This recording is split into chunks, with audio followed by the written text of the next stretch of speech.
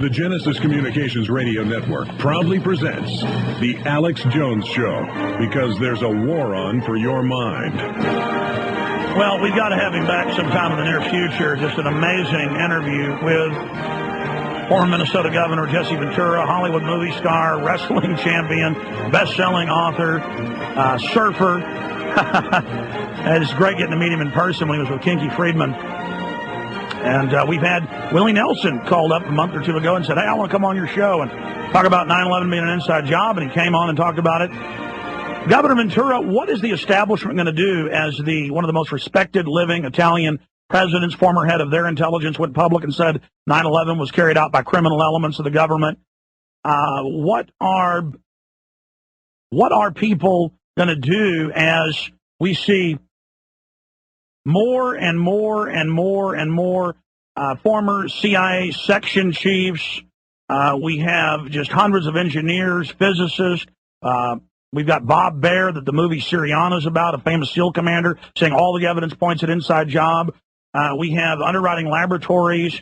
Kevin Ryan, they did internal tests and said it was impossible with Building 7. What are they going to do as the laws of physics come out here? Well, they're going to continue to deny it. Your mainstream media is going to completely ignore anything. You know, the mainstream media has never shown the film of Building 7 going down. And what we have to do, in my opinion, is people like you and your radio show and people like me continue to tell people. Everywhere I go, I tell people to go to the Internet and watch Loose Change, because my son turned me on to that. And, of course, when he first told me, I thought, come on, you know, they can put anything on the Internet. When I finally did watch it, you know, I went through every emotion you could imagine, from laughing, crying, getting sick to my stomach, to everything, the whole emotional thing. And I think the best thing we can do is just to keep communicating, and hopefully the truth will come out eventually if enough pressure is put on and enough people gain knowledge of what's going on in the world. And we don't want to lose our country. After all, it's still our country, and until they put us down, we have the power. And we have the power to vote these people out of office and get people in there that have the best interests of the country in mind. Governor, I produced the Loose Change Final Cut. It just came out a few months ago. Have you seen that? I need to mail you a copy of it.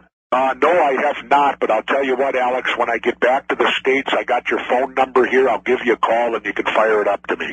Absolutely. And I will be back in May, so it isn't that far off. Fantastic. Now, I gave you a copy of Terror Storm. Did you have a chance to watch that? Review it for me quick. Remember when we met here in Texas, I gave you a copy? Sure. It's just the history of government-sponsored terrorism. Okay.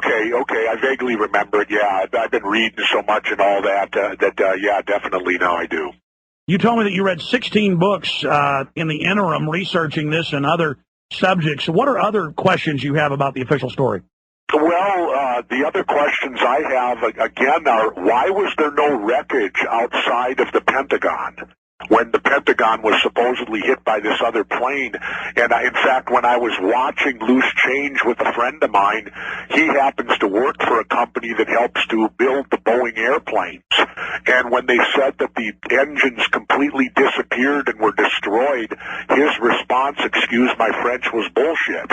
and I turned to him and said, why? He said, because they're made out of titanium steel. They can't disintegrate.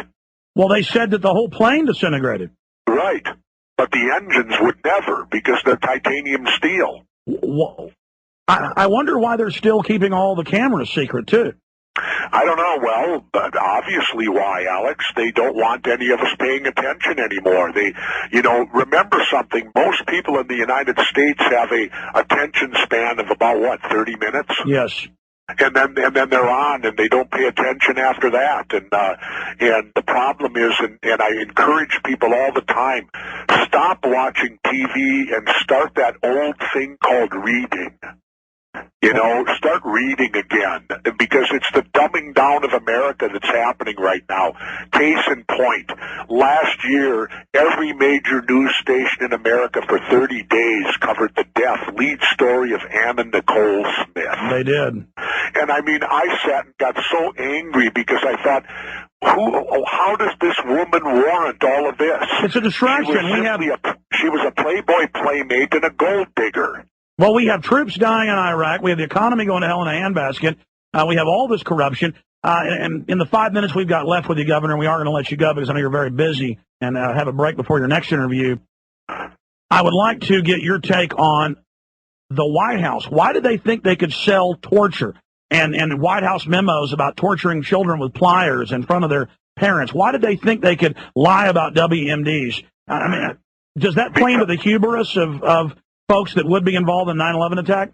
Well, because always remember this, the most dastardly person in the world that I know of was Adolf Hitler, that I've ever read about. And remember what his most famous quote was: the bigger the lie, the easier the sell. That's it, because people just can't believe it. It's the audacity. Well, let me put it to you another way. My mom and dad are both gone now. I've been an orphan since 1995, but my wife's parents are still alive, and they're elderly people. And when I try to bring this up with them, they don't want to believe it. And the reason is so simple. They don't believe anyone can be that evil. And I think a great deal of people in this country are of that same thought. They don't believe that people can be that evil. And that's how Hitler was able to do what he did, because people judge the world according to themselves, and if they're nice, sweet people, then they think, and that's the main reason criminologists say women, get in yellow Volkswagens with Ted Bundy, because they can't believe a nice guy in a nice suit is going to be biting chunks out of them an hour later. Exactly. And that's the thing we have to wake up to, is that there are bad people, there are evil people, and when we sit back, then, evil prevails if we allow it to happen. So we really have to, in many ways, blame ourselves for our own media today, because we're following this National Enquirer media entertainment on TV instead of having them being hardline. The downfall to the regular media actually was the show 60 Minutes. And what I mean by that is 60 Minutes was a great show, and they would do some great investigative reporting, but here was the downfall. Up until that point in time, the media wrote the news off as a business loss, that it was a required thing they had to do, but it didn't make money. When 60 Minutes came out, all of a sudden 60 Minutes was breaking into the top 10, and all of a sudden the light went off with the bean counters. You mean we can make money off the news? And there was your downfall. They then got into creating the news instead of reporting it. Well, and then the CIA moved in big time to trying to influence the media. That's been admitted.